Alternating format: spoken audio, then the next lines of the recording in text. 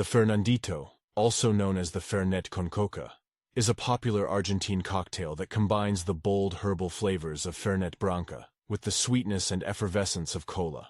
It is often enjoyed as a refreshing and stimulating beverage, perfect for social gatherings.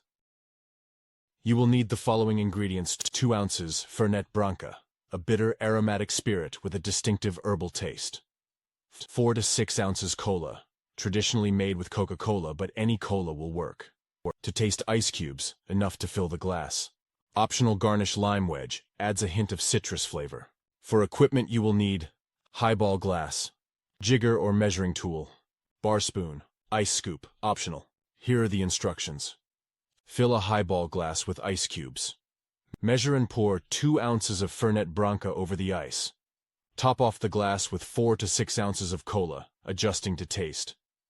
Stir gently with a bar spoon to combine the ingredients. Optionally, garnish with a lime wedge for added citrus notes. The Fernandito is especially popular in Argentina, where Fernet con Coca has become a cultural symbol and social tradition.